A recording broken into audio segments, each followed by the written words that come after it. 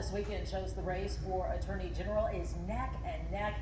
Incumbent Ken Paxton leads Democrat Rochelle Garza by just 2 percentage points. But the Libertarian candidate, Mark Ashe, garnered 8% of support in the poll, raising concerns his party is eating away at votes for GOP candidates. KHOU 11 political reporter Gerald Harris is live with more on this big development for us. Gerald.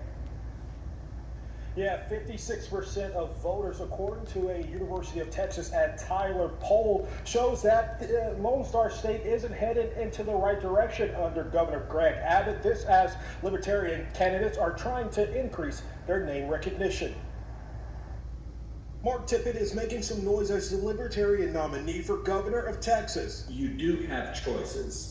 Here in Texas, we do have choices. He's trying to get the word out on his campaign platform as he's polling tied for third at 3% against Democrat Beto O'Rourke and Republican Greg Abbott, who maintains his lead ahead of the pack. Let Texans know that they have a right to hear from all the candidates, not just the Democrats and Republicans. Tippett is running a campaign on school choice, opposing government mandates, tax cuts, and cutting back on spending. They will be getting their freedoms and their liberties returned.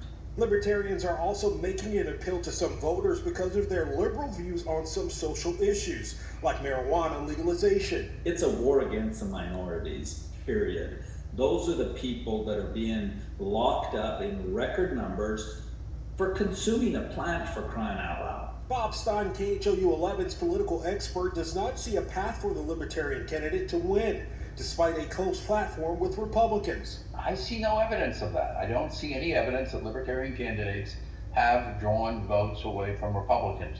What I do see, however, is Republicans trying to engage in these, what I call, efforts to change the rules of the game. The reason, Stein says, primarily for lower ballot races, which could see much of the Libertarian successes. I think Libertarians may do some interesting candidates down ballot for state offices, state legislature, but no, they simply are not able to mount much of a campaign.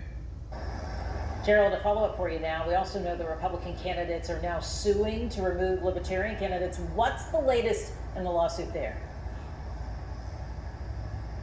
Yeah, what we know is there is an effort to remove 23 Libertarian candidates from down ballot races. The lawsuits came from individual Republican candidates, not the Texas GOP, but we did get a statement from the state Republican Party saying we support following the law and any candidate who fails to do so should deal with the consequences. And what we're talking about here is getting enough signatures or paying the filing fee in order to get on the ballot. Of course, there are some similarities between the two parties, and what could be a close race down in November. Every vote is going to matter. Back to you. As they should, each and every vote. Gerald Harris tonight, thank you. Our KHOU 11 back to school survey shows